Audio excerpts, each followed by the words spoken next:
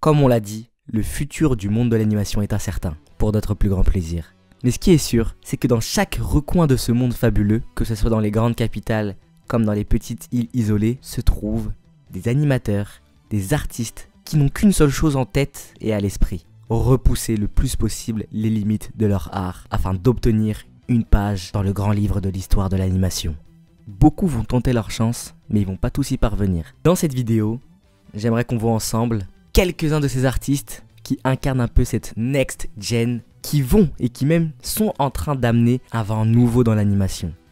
C'est quelques noms qui risquent de faire beaucoup de bruit en 2025, mais aussi en 2026, en 2027 et dans les années à venir. L'idée de cette vidéo, c'est pas de vous dire d'aller suivre Yutaka Nakamura ou les prochaines séries de Genndy Tartakovsky, de Rebecca Sugar ou les films de Brad Bird. L'idée, c'est vraiment de découvrir les rookies, ceux qui sont amenés à marquer durablement l'histoire de l'animation. Cette vidéo est totalement complémentaire avec la dernière vidéo qu'on a sortie, une grosse vidéo de 45 minutes qui faisait un espèce de bilan de tout ce qui s'est passé dans le monde de l'animation ces dernières années, avec des questionnements, avec des anticipations et à déceler un petit peu les trajectoires que prennent différents pans de l'animation. Dans cette vidéo, on avait déjà évoqué beaucoup de studios, beaucoup de noms d'artistes, beaucoup de nouveaux réalisateurs, notamment le réalisateur laiton de Flow qui a été nominé pour les Oscars.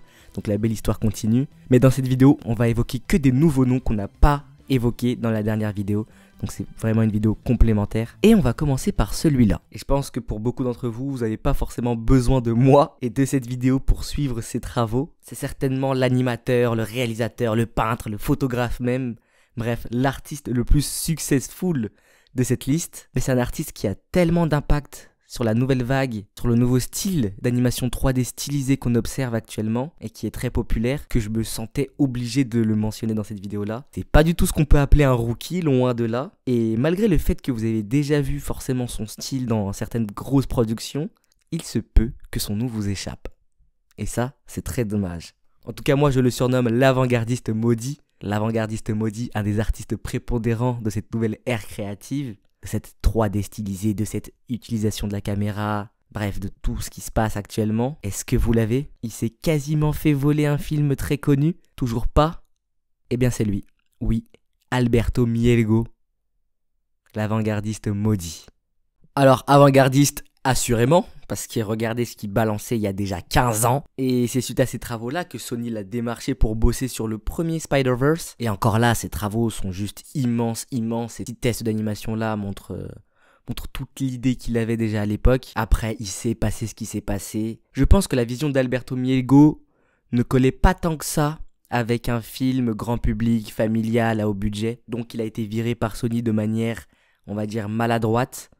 Mais bon, on va pas plus s'étayer sur cette histoire. Il reste que depuis, Alberto Mielgo a quand même fait pas mal de chemin. Il a été pas mal décoré aussi depuis, notamment avec ses courts-métrages, des Annie Awards par-ci, des Emmy Awards par-là, notamment avec ses 2 épisodes dans la série anthologique Love, Death and Robots. Et il a même obtenu un Oscar du meilleur court-métrage en 2022 pour The Windshield Wiper, qui est son court-métrage qu'il a fait avec son studio et un studio collaboratif d'un de ses potes. Il a aussi fait ce trailer de fou malade pour Watch Dogs Légion. Et on peut dire maintenant que son style, sa vision de l'animation très baroque, naturaliste mais à la fois picturale, très adulte aussi, avec cette approche très live action au niveau de la caméra, du compositing, des textures mais aussi du mouvement. Il utilise beaucoup d'acteurs pour ses productions. Toute cette vision-là a été largement reconnue, respectée et admirée et même imitée par ses pairs. Mais je sais pas. C'est peut-être une surinterprétation de ma part, mais il semblerait que l'avant-gardiste maudit ne soit pas encore rassasié. Et ça, je le vois un peu quand vous allez sur son site, sur la description de son futur et premier long métrage d'animation, qu'on attend tous, et qu'il prépare avec, du coup, le studio qu'il a fondé et qui porte le nom du film, Pikman TV. Et quand on y lit la description, on voit le meilleur film de tous les temps, révolutionner l'animation avec seulement 2 millions de budget, etc.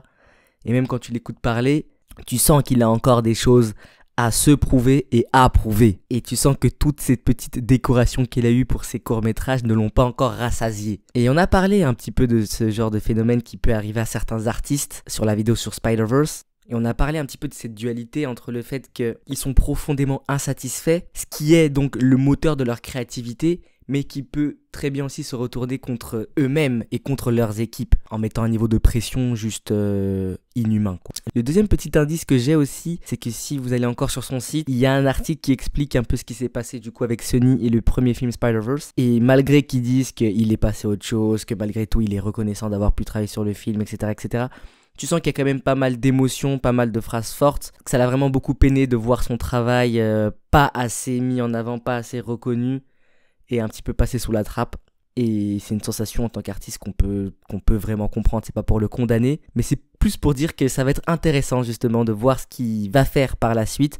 Surtout si son premier long métrage d'animation sort, qu'est-ce que ça va être? D'autant plus qu'aujourd'hui l'animation fait énormément de progrès, il y a plein de studios qui innovent, qui repoussent les limites, qui repensent les pipelines traditionnels, qui mettent aussi de plus en plus de moyens dans leur prod, tant bien que si il y a quelques années Alberto Mielgo lui-même dénonçait une espèce de crise créative dans l'animation avec des œuvres qui se ressemblaient un petit peu toutes et qui lassaient un peu les artistes et le public. Là, on se dirige vers une ère totalement différente, une ère de piraterie où chaque film a son propre pipeline, a ses propres outils qui sont utilisables seulement pour une seule production précise, où l'art conceptuel, graphique, artisanal doit être mis le plus en avant possible et où la prise de risque est saluée par la critique comme par le public. Il faut bien se rendre compte de ça. Et tout ça, Alberto Mielgo fait partie des responsables de cette ère-là qui arrive. Mais est-ce que c'est lui qui aura la réponse ultime ? Tout ça reste à voir. Une chose est sûre, il prépare forcément quelque chose d'inimaginable. Rien qu'à regarder le mini-trailer, ça donne déjà l'eau à la bouche. Surtout quand vous regardez ces courts-métrages, et je vous invite fortement à aller les regarder, ce gars ne voit pas le monde comme on le voit.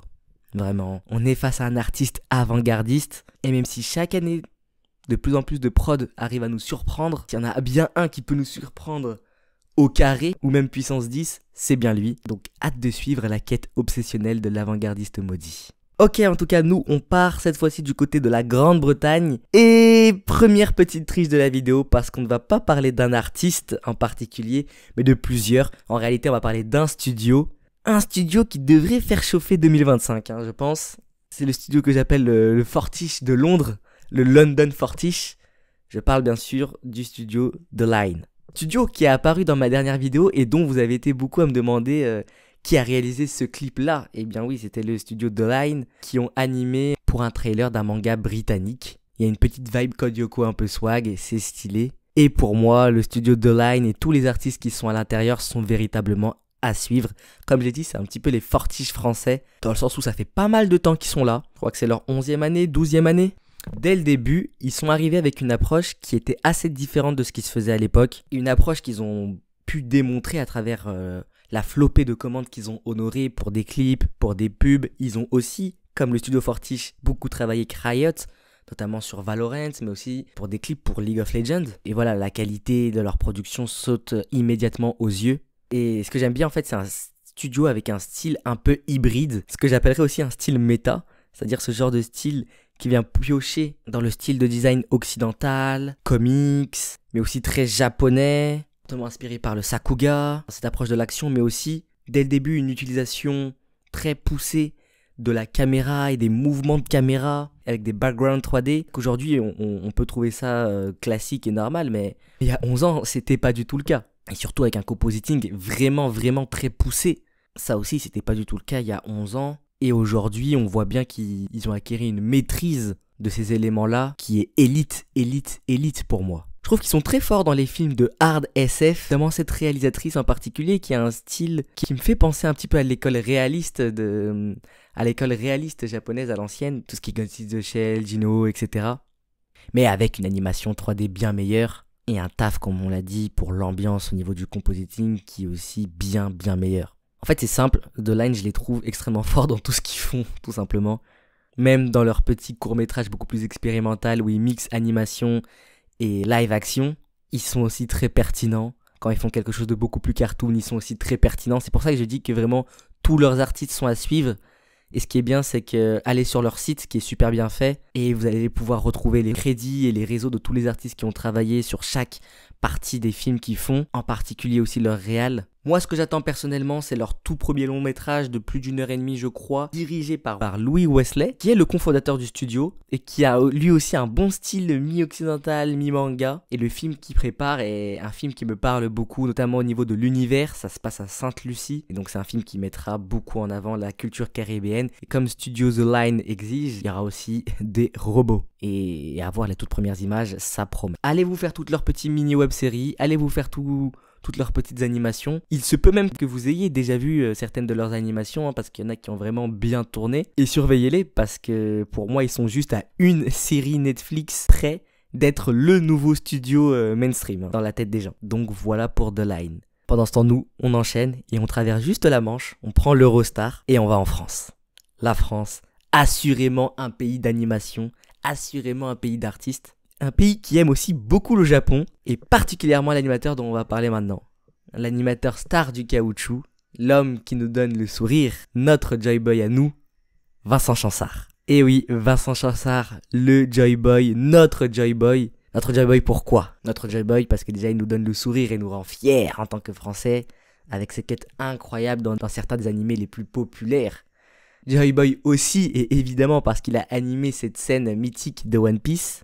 Et Joy Boy parce que c'est aussi quelqu'un d'assez fun à écouter, quelqu'un qui a l'air toujours très passionné, toujours très enjoué par ce qu'il dit et par son travail, quelqu'un qui aime donner vie et mouvement à son manga préféré qui est One Piece, même si bien sûr il n'a pas travaillé que sur One Piece, et on ne va pas parler que de One Piece. Et justement, cet aspect fun, léger et dynamique, Vincent Chansard sait très bien l'incorporer aussi dans ses animations. Ces animations que je qualifierais comme un joyeux chaos, un chaos organisé. C'est-à-dire que c'est le bordel, mais avec précision. Un peu comme les bouquets finales des feux d'artifice. Bouquet final à l'image de sa grande spécialité, un de ses moves signature qui fait qu'on le reconnaît instantanément et qui fait qu'on parle beaucoup de ses animations, c'est bien sûr dans ses quêtes d'action, ses impact frames, qui sont devenus bien plus que des impact frames. Ce sont littéralement des cavernes d'Alibaba pour les plus grands fans, les plus investis, qui déterrent pas mal de trésors cachés, notamment les fans de One Piece, où se cachent easter eggs, messages subliminales, messages codés, etc. Encore une fois, Vincent Chansard s'amuse avec ses fans, et c'est une manière d'avoir un certain pont entre la commu et les animateurs, et ça c'est vraiment super cool. Et je trouve que c'est quand même assez inédit, dans le sens où là on a vraiment une relation qui s'est tissée entre un animateur et toute une commu, à travers son médium, à travers le contenu justement, à tel point que même Le Parisien a sorti d'ailleurs une très très bonne vidéo sur les impact frames, et ça je trouve que c'est quand même assez inédit dans le monde de l'animation. Mais au-delà de ça, j'aimerais pas qu'on oublie aussi à quel point ces animations et même ces impact frames sont super intéressantes d'un point de vue de l'animation pure, même si on enlève tout le côté easter egg.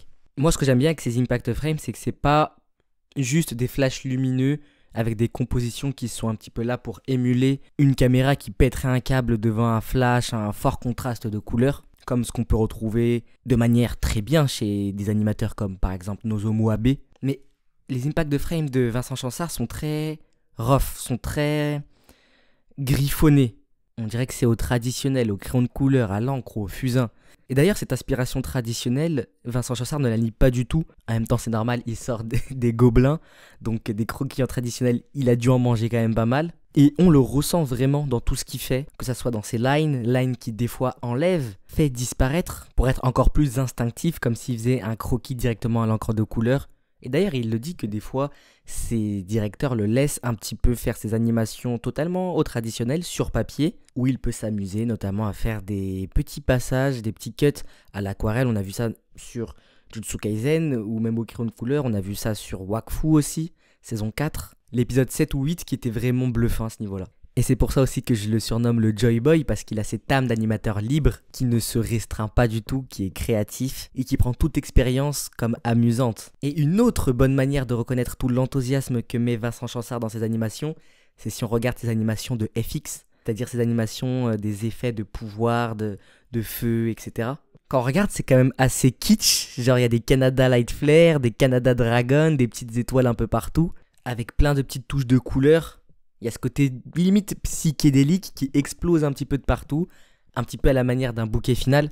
Et je sais ce qu'on pourrait me dire, ce n'est pas que du fait de Vincent Chansard, c'est aussi une initiative de la direction de l'animation et la direction artistique de One Piece qui a changé depuis quelques arcs. Et c'est vrai, on le voit avec notamment d'autres animateurs comme Merdi, comme Baijide, comme Akiro Ota, etc. Où ça se rapproche aussi, où il y a des impact frames assez spéciales. Donc ok, j'entends cet argument, mais il y a quand même plusieurs petites choses qui me font dire que Vincent Chansard est au moins en partie responsable de cette évolution-là. Déjà, si vous regardez son taf dans d'autres productions avec d'autres styles artistiques et d'autres directions de l'animation, vous allez y retrouver les ingrédients que je viens de vous lister. Si vous prenez ce cut de Boruto par exemple qui a bien tourné, le méga Rasengan de Naruto Baryon, bah vous y retrouvez cet aspect bouquet final, ce côté un petit peu psychédélique avec tout plein de couleurs, ce côté aussi très graphique. Si vous allez voir aussi ces cuts sur Black Clover, même sur Fate, sur Wakfu, bah vous y retrouvez les mêmes ingrédients. Et j'ai même envie de dire, si vous regardez One Piece avant,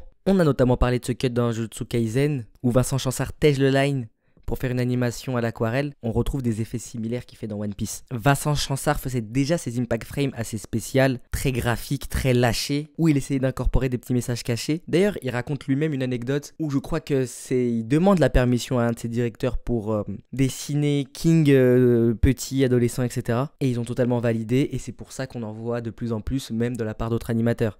Cette petite anecdote prouve bien à quel point le style de Vincent Chansard a eu une influence, un certain poids dans l'évolution du style d'animation de One Piece en général. Pour moi, c'est totalement logique et amplement mérité quand vous voyez le niveau de maîtrise que Vincent Chansard a, et surtout le super pouvoir qu'il a débloqué.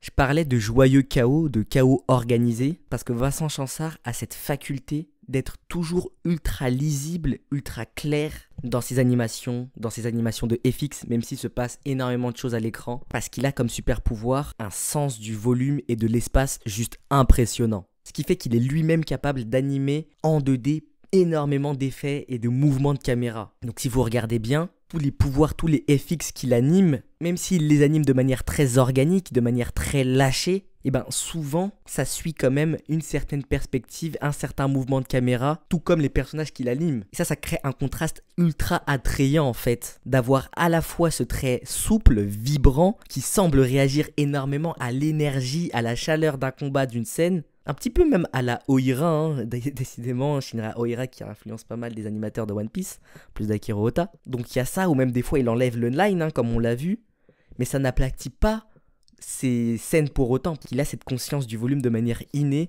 et ça techniquement c'est très très très fort. Une autre très bonne preuve de ça, c'est qu'il est aussi très fort pour faire des vues subjectives. Et quand tu es très fort à faire des vues subjectives, ça veut dire que tu es très fort en termes de perspective, en termes d'espace. Et ce super pouvoir d'avoir littéralement une caméra 360 degrés à la place des yeux fait que Vincent n'a même pas besoin d'avoir un timing totalement effréné à la Naoto Shishida ou des compositions très resserrées.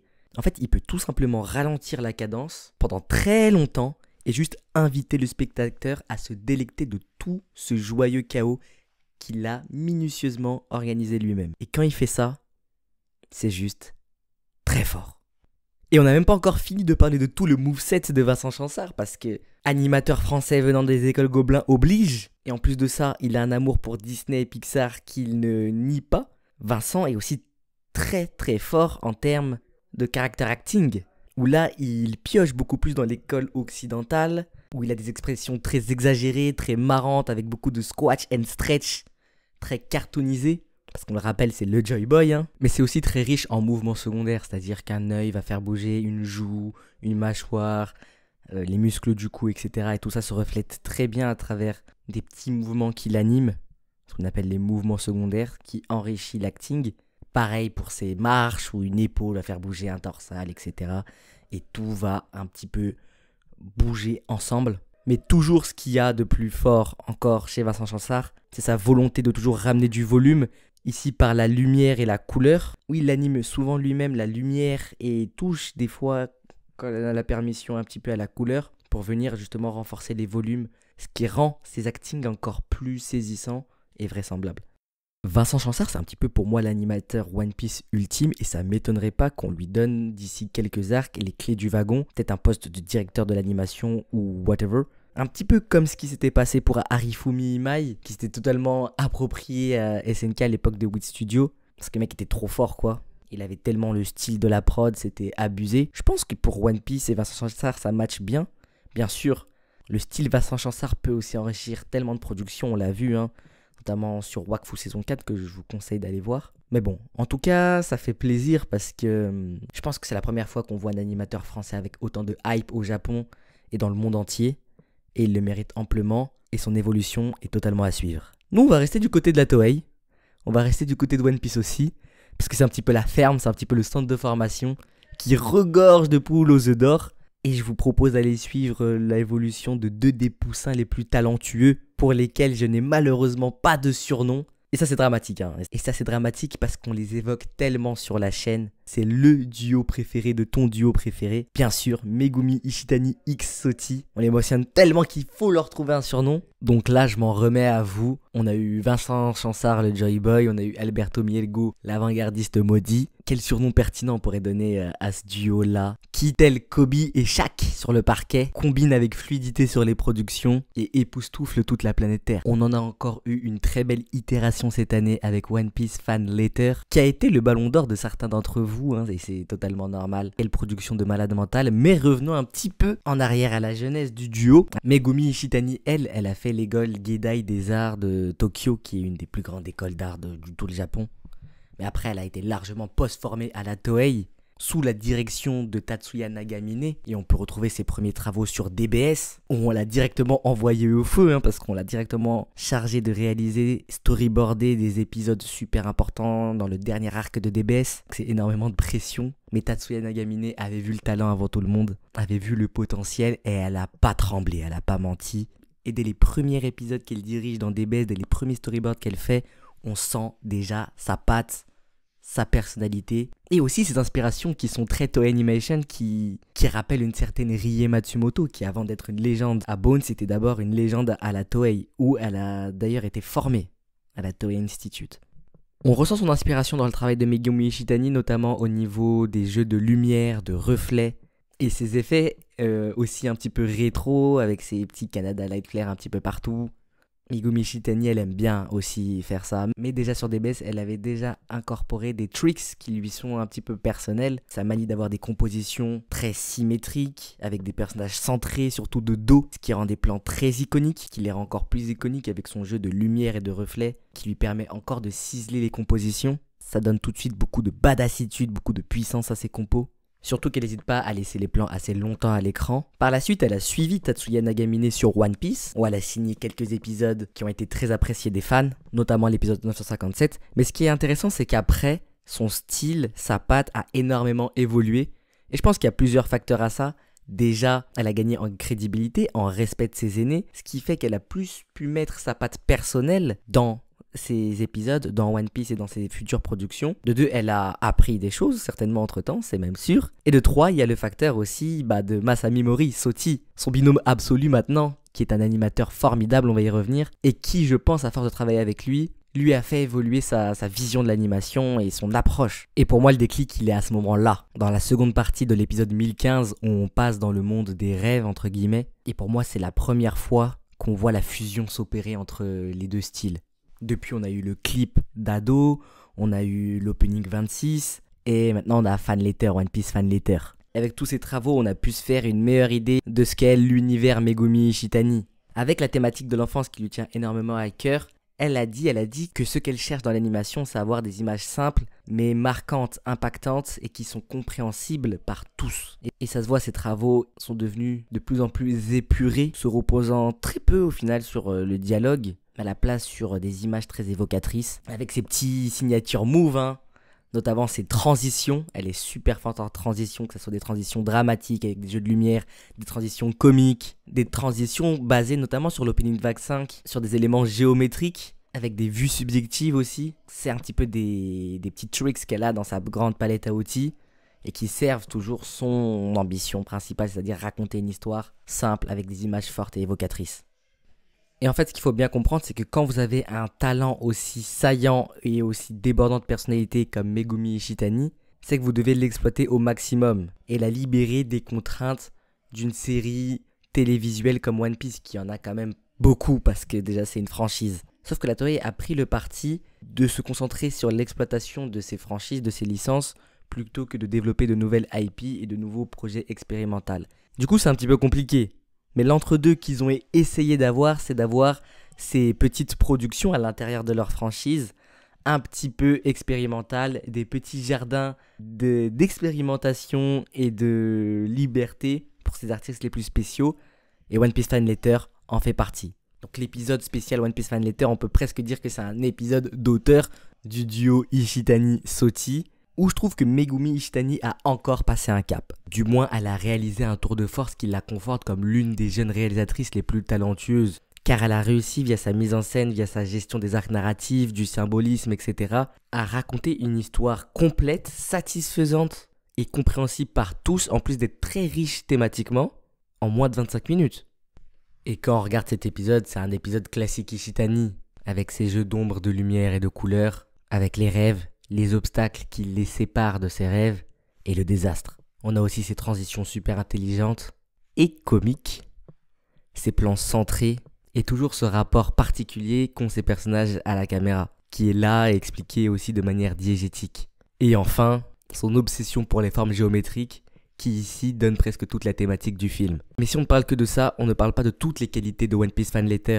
On nommait beaucoup de choses. On nommait tout ce qui se passe au niveau de l'animation, on nommait tous les chara-design incroyables, on nommait tout ça qui est essentiellement le travail d'un homme, du deuxième pivot dans le double pivot, du Kuruko qui fait encore plus briller Kagami, Masami Mori aka Soti, qui a touché un petit peu au storyboard dans cet épisode-là, mais qui s'est surtout occupé de l'animation, de la direction de l'animation, et aussi des chara-design. Et quel travail immense!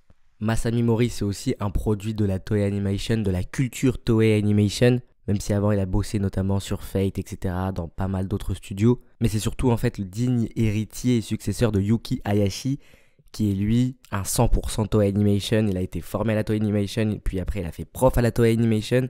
Et comme son mentor, son style d'animation est tellement rafraîchissant et doux pour un anime comme One Piece, il est certes beaucoup moins énergique, beaucoup moins anguleux, beaucoup moins explosif que des Katsumi Shizuka, que des Naoto Shishida, que des Naoki Tate, mais il est tellement subtil, élastique, avec le bon dosage d'exagération quand il faut. On peut aussi parler de son line qui est doux, fin et qui retient juste ce qu'il faut de volume pour ses personnages. C'est un animateur vraiment très talentueux qui, encore comme son mentor, a une patte bien à lui qui complète merveilleusement bien le roster d'animateurs qu'il y a déjà. Et je pense vraiment qu'Ishitani a beaucoup évolué à ses côtés, notamment à partir du clip d'Ado, où c'est plus Ishitani qui a aidé Soti à réaliser ce clip. Soti a tout animé lui tout seul, il a plié plus de 120 cuts à lui tout seul en quelques mois, ce qui est totalement dingue. Il s'est aussi occupé d'une grande partie du storyboard, et en plus de ça, si avant ça on connaissait un Soti excellent animateur, on a pu découvrir via ce clip un Soti excellent chara-designer. Encore une fois avec un style qui le caractérise, simple, doux, mais très mémorable dès leur première apparition. Et vu qu'il a tout animé lui tout seul, la recherche de l'épuration dans l'animation, l'acting, etc. a dû profondément inspirer le storyboard, donc profondément inspirer la mise en scène et profondément inspirer Megumi Ishitani. Et ce clip, c'est vraiment le moment pivot de la collab entre les deux, qui va par la suite se poursuivre jusqu'à maintenant One Piece Fan Letter. Et dans One Piece Fan Letter, malgré qu'on soit dans un épisode extrêmement fourni et dense, on y retrouve cette épuration, cette simplicité qui marque et qui frappe totalement dès le premier visionnage, dès la première apparition des personnages, parce que le chara-design est ultra bien travaillé, simple mais mémorable. Et comme on le disait, One Piece Fan Letter est un film qui arrive à te raconter tellement de choses en 24 minutes, bah en fait c'est grâce à ça, c'est parce que t'as un acting de folie, qui fait que quand tu ajoutes la bonne compo, les bonnes lumières, les bonnes couleurs, bah tu ressens tout le poids, toute la subtilité de la relation entre deux frères, alors que ça fait à peine quelques minutes que tu les as découverts. Une autre des qualités de Fan Letter, où on peut encore créditer Soti, c'est sur la gestion de l'espace, des environnements et de tous les personnages. One Piece Fan Letter, c'est une ode à One Piece, donc c'est une ode à ce monde extrêmement fourni, extrêmement peuplé, extrêmement dense, où il se passe plein de choses, qui est très vivant. Et ça devait se sentir dans l'épisode, et ça se sent extrêmement bien. Il y a énormément de personnages par plan, il y a la bataille de Marineford, etc. C'est une des grandes thématiques du film. Mais ça demande des compétences spéciales, ça demande de savoir animer plusieurs personnages dans une scène, ce qui n'est pas évident. Mais c'est une des compétences spéciales que maîtrise Soti. On pouvait déjà le voir dans l'épisode 957, qui était dirigé d'ailleurs par Ishitani, mais là, c'en est vraiment une autre dans One Piece Fan Letter, et c'était super important. Comme son nom l'indique, One Piece Fan Letter, c'est aussi un épisode pour les fans. Et certains d'entre vous me l'ont dit dans les commentaires de ma dernière vidéo, c'est vraiment un épisode qui vous a fait plaisir et qui vous a reconnecté à One Piece. Et ça, on se rend pas compte à quel point c'est fort de la part de ce duo-là. Sentons-nous honorés de pouvoir suivre leur progression à travers leur production. En tout cas, maintenant, le next step est clair. Il nous faut le long métrage. Il nous faut vraiment un long métrage. Ok, on va rester encore vite fait en Japanimation, histoire que vous me disiez pas que je suis juste un fan de la Toei et de One Piece et qui résume toute la Japanimation à ça. Dans la dernière vidéo, on avait beaucoup parlé d'Oshiyama, de sa philosophie de réalisation, de son tout jeune studio, Dorian, qui est à surveiller. Donc on va pas reparler de lui, on va aller autre part, mais on va pas aller trop loin. Parce qu'on va aller avec les deux studios qui, je pense, sont les studios à suivre pour le futur de la Japanimation, à savoir Shiansaru et Trigger. Et ce qui est marrant, c'est que ces deux studios-là sont à des moments charnières, à des moments pivots de leur histoire, parce qu'ils pivotent tous les deux vers une nouvelle génération d'artistes. Et les deux noms que je vais vous présenter incarnent, selon moi, parfaitement cette nouvelle génération. D'abord, Ichigo Kano de chez Trigger. Mine de rien, Trigger commence déjà à être un des studios cultes de la Japanimation, avec tout ce qu'ils ont fait depuis plus d'une dizaine d'années, avec leur filiation évidente avec Gainax. Et un des défis du studio Trigger, c'est de s'inspirer, mais de ne pas s'enfermer dans le style Imaishi ou la Canada School, mais plutôt chercher à le faire évoluer. Et en ce sens, on aurait bien pu parler de Akira Amemiya, mais personnellement, je ne suis pas un très très grand fan des SSS Gridman, etc. Par contre, je suis tombé fan de Gluto et Dragon, Dungeon Meshi. Quelle œuvre incroyable, meilleur animé de cuisine ever pour moi. Et ce qui est déjà cool, c'est que c'est un style d'œuvre et un univers dont Trigger n'est pas du tout coutumier. Et en plus de ça, si vous regardez chaque épisode et chaque staff list de chaque épisode, vous allez voir des noms de jeunes artistes prometteurs qui osent poser leurs pattes. Ce qui fait que chaque épisode de Dungeon Meshi est un épisode avec des artistes à suivre. Mais bon, fallait bien en choisir un. Alors pourquoi pas choisir le storyboarder, le directeur de l'animation du meilleur épisode de tout Dungeon Meshi, à savoir l'épisode 3, et donc Ichigo Kano. Si vous n'avez pas encore vu Dungeon Meshi, regardez l'épisode 3. Juste regardez-le. Vous serez convaincu. Je trouve que Ichigo Kano, dans son style, constitue bien la relève à la fois de Imaishi mais aussi de Yo Yoshinari, parce que je trouve qu'il a un petit peu des deux dans son style. Déjà, c'est un héritier de la Canada School, ça c'est sûr. Si vous voyez ses kipos, si vous voyez ses expressions, voilà, c'est très dynamique, c'est très éclaté. Mais il a aussi en lui des inspirations un peu diverses, un peu de Yo Yoshinari, mais aussi même un petit peu de Miyazaki dans toutes ses inspirations très pastorales. On peut voir ça dans ses travaux plus personnels, mais c'est aussi quelqu'un qui a beaucoup d'idées, qui va finir réalisateur, qui va finir par réaliser une série chez Trigger, ça j'en suis sûr, parce qu'il est vraiment très talentueux, donc Ichigo Kano à suivre. Du côté de Shiansaru, c'est pareil, il s'agit de s'émanciper de l'ombre du monstre sacré qui était Masaki Yuasa. J'aurais pu évoquer Shuto Enomoto, du magistral épisode 7 de Dandadan, l'une des relèves du style réaliste, qui est absolument à suivre, ça c'est sûr. Mais j'ai un autre chouchou, moi du côté de Dandadan. Il s'agit du réalisateur de la série, Fugayama Shiro. Parce que Dandadan, c'est la première série qu'il réalise. Avant, il avait travaillé justement avec Masaki Yuasa sur Keep Ends of Aizuken. Et malgré le fait que ce ne soit pas un réalisateur avec une intuition artistique de malade mental à la Yuasa ou même à la Ishitani, genre quand vous regardez Dandadan, vous n'avez pas affaire à un animé qui réinvente la roue en termes de mise en scène, en termes de tout ce que vous voulez. Mais le visionnage de Dandadan est toujours cool, est toujours ultra attrayant. Parce qu'il y a toujours des petites idées de mise en scène que vous avez peut-être déjà vues dans d'autres œuvres auparavant et qui ici sont bien réutilisées pour rendre un moment assez attrayant. En plus de ça, c'est un réalisateur qui aime énormément jouer avec les couleurs. Et vu qu'on parle de couleurs, ça va me permettre de vous parler de la vraie personne à suivre chez Shiansaru, qui est ni plus ni moins que Sophie Lee, et qui est l'oiseau rare. Alors pourquoi l'oiseau rare ? Hormis le fait qu'elle nous vient de Chine, et qu'elle nous vient plus précisément de Pékin, et que Pékin a une grosse connivence avec les oiseaux, notamment son parc, son stade national plutôt, qui est appelé le Nid d'Oiseaux. Et elle, c'est véritablement un oiseau rare. Pourquoi c'est un oiseau rare ? Parce que déjà, elle s'occupe du color script de Dandadan. Et s'occuper d'un color script dans un animé japonais, c'est ultra rare parce que les animés n'ont pas le temps d'incorporer cette étape dans la pré-production de leurs animés parce que le planning est trop serré. C'est une étape un petit peu de storyboard coloré qu'on fait avant l'animation pour définir un petit peu les palettes de couleurs et avoir des palettes cohérentes. Sophie Lee s'est occupée de la palette de plusieurs épisodes et aussi de l'opening. C'est pour ça qu'on a toujours des compositions colorées ultra séduisantes dans Dandadan. C'est notamment grâce à elle, et en très grande partie je dirais même. peux voir, hein, c'est vraiment super beau ce qu'elle fait, ce qu'elle produit. Notamment aussi dans l'épisode 7. Ouais, c'est vraiment bluffant, je vous encourage vraiment à aller voir ce qu'elle fait un petit peu sur son site.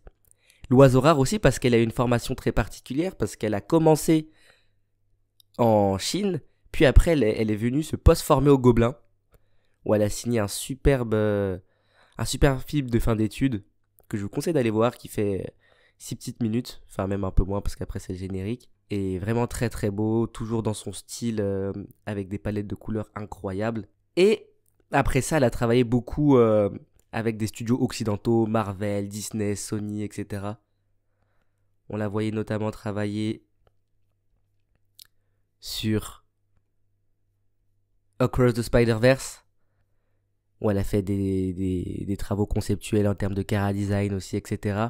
Et elle est partie faire son stage, du coup, de fin d'études, chez Sansaru, où elle a directement commencé à taffer sur Scott Pilgrim, en faisant du color script pareil. C'est pour ça que Scott Pilgrim a aussi des palettes de couleurs super bien réfléchies, c'est de son fait. Et moi, ça m'étonne même pas qu'elle est partie chez Sansaru, parce qu'on le disait déjà l'année dernière, et on va faire que le redire. Sansaru, c'est vraiment le studio le plus international dans l'idée, dans la mentalité qu'on a au Japon. Le fait que eux, ils aient une étape de color script, bah ça ne m'étonne pas du tout parce qu'ils ont un fonctionnement très occidental. Elle a fait plein de choses aussi, hein. Elle a aussi rejoint notamment ses collègues des Gobelins sur le Collège Noir pour faire quelques boulots en termes de creature design. Elle est aussi sur Mui qu'on avait défini comme un des films à suivre l'année prochaine du Collège Noir. Donc voilà, c'est une artiste absolument complète, avec un style très très fort, qui est très très forte, qui a déjà pas mal d'expérience, et on attend ses prochains moves. Nul doute que si c'est pas chez Sansaru, elle va s'occuper d'une série ou d'un film, d'un petit court-métrage ou long-métrage elle-même, et ce sera à suivre. L'oiseau rare de Beijing est à suivre. De notre côté, on peut plier bagages, quitter l'archipel pour s'envoler de l'autre côté de l'océan Pacifique. Parce qu'aux États-Unis, il y a un petit qui avait fait pas mal de bruit il y a 2 ans et que vous avez peut-être oublié, mais pas moi. Attendez alors que je vous rafraîchisse la mémoire. Animation 3D Lego, petit crack de 14 ans, Spider-Verse, c'est bon, vous l'avez? Et oui, il s'agit bien de lui, le petit afro-américain d'Umboa, Preston Mutanga, qui avait totalement explosé en réanimant le trailer de Across the Spider-Verse en animation 3D Lego, ce qui lui avait valu de faire une courte séquence dans le film Across the Spider-Verse à seulement l'âge de 14 ans, c'est dingue. Et forcément que je me souviens de lui parce que comme moi c'est aussi un enfant d'Umboa, il a des origines camerounaises. Et j'ai envie de dire c'est normal, Cameroun, terre qui regorge de talent. Mais bon, ça mis de côté. Il faut dire que depuis, il n'a pas chômé parce qu'il continue de poster ses petites animations qui reprend des trailers de grands blockbusters qu'il fait entièrement tout seul en animation 3D Lego. Et il fait genre tout seul. De l'animation au décor, aux textures, au compositing, au montage.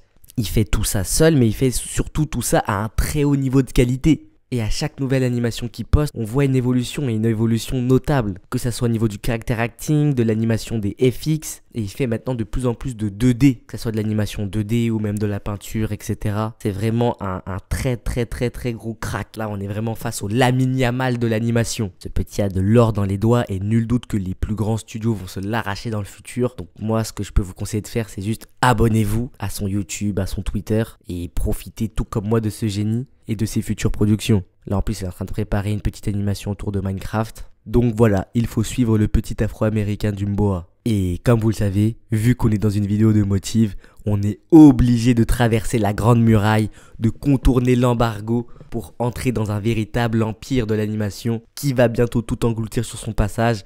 Je parle bien évidemment de la Chine. Et on va parler d'un de ces monstres mythologiques. En vérité, on aurait pu en parler de bien plus, mais c'est peut-être le sujet pour une future vidéo. Clin d'œil. Mais laissez-moi juste vous parler de l'un d'entre eux, Lee-Hoon, le fondateur du studio Samsara, aka le dragon. Alors Lee-Hoon, il a réalisé avec seulement 8 autres artistes ça. Vous avez déjà vu ces images, elles ont fait le tour du globe, alors qu'on est là face au travail de seulement 9 artistes. Et Lee-Hoon a une place omniprésente dans ce projet-là, parce que c'est lui qui a storyboardé tous les épisodes, fait de l'animation, corrigé celle de ses potes, les a coloriés aussi, et c'est très clairement son style très dynamique, mais aussi pictural, comme si on voyait de l'encre de Chine s'animer à l'écran avec le timing d'un roller coaster x2, qui a été pris comme base pour Five Elements. Ils ont remis ça l'année dernière avec la saison 2, où Lee-hoon, en plus de sa modeste équipe, s'est fait aider par un autre petit studio, et ça se ressent. Ça se ressent dans le compositing et dans les décors, parce que la saison 1, malgré l'action qui était incroyable, le reste du temps c'était assez limité en termes de mouvement, mais encore ça passe encore. Mais surtout, il y avait vraiment un problème qui pénalisait la prod, même pendant les scènes d'action, c'était vraiment le compositing qui laissait à désirer, et c'est là où on se rend compte que c'est une étape absolument primordiale en animation, parce que je trouve que là c'était assez plat, on avait vraiment cette sensation qu'il y avait deux calques, un calque personnage, un calque décor, on avait un petit peu du mal à s'immerger dans cet univers. Là, la saison 2, c'est vraiment beaucoup mieux à ce niveau-là, dans l'ambiance, les reflets, les ombres et les backgrounds. Mais le truc, c'est que maintenant que ces fous ont sorti ça avec 2 copeaux de bois, regardez ce qu'ils sont en train de préparer.